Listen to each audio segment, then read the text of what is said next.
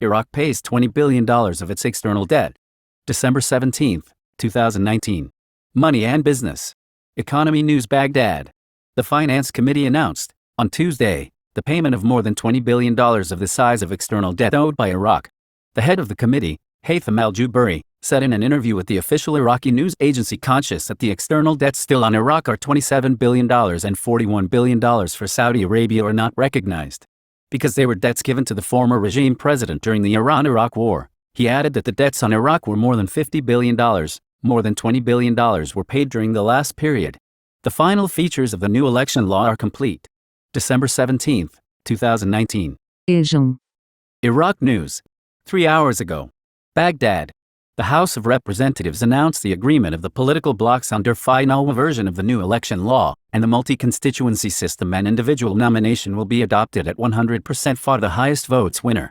The House of Representatives revealed the agreement to schedule the new election law and determine the description of multiple constituencies in all governorates and regions, while temporarily maintaining the current number of members of Parliament 329, until a new census and the statistics of the Ministry of Planning are conducted. Al-Kabi reveals the details of the meeting of heads of political blocs on the new election law. December 17, 2019. Politics.G17, 2019, 1439-242 Editor, Zs. Baghdad Today, Baghdad. On Tuesday, December 17, 2019, First Deputy Speaker of Parliament Hassan Karim Al-Kabi chaired a meeting of heads and representatives of parliamentary blocs to discuss their final touches of the Parliament's elections bill in preparation for voting in the next few days.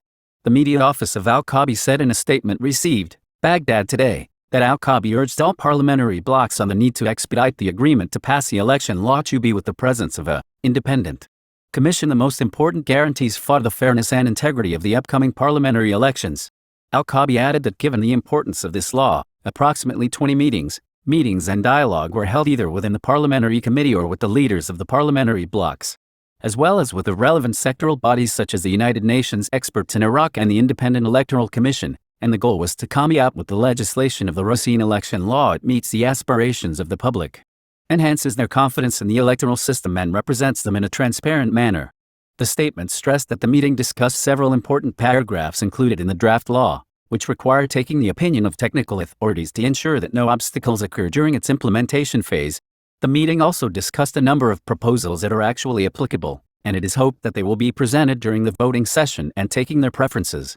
He was a parliamentary source had reported earlier in the day that the political blocs agreed to adopt multiple constituencies and individual nomination in the election law.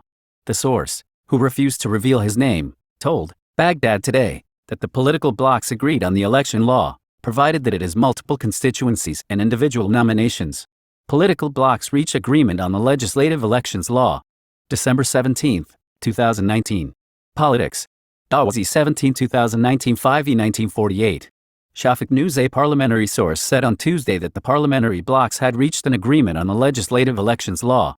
The source said to Shafak News that the blocs agreed that the constituencies be multiple and the nomination as individual within the electoral law. Names were burned. New candidates for the post of Prime Minister within 48 hours. December 17, 2019. Baghdad News. A well-informed political source confirmed today, Tuesday, that all the names that were traded for the position of Prime Minister were completely burned and no longer had any hope of assuming the position after the great popular rejection. The source stated to Al-Akhbariya that Abdal Hussein Abtan, Mohammed Shia al-Sudani, Saleh al-Hassanoui, Mustafa al-Kazimi, Ibrahim Bar al-Ulam, Rijahi and Qusay al-Suhail all had ended their hopes of obtaining the position of Prime Minister after the great popular rejection. The source added that within 48 hours, new names will be submitted to take over as Prime Minister. The Iranian presence in Iraq is dying. December 15, 2019.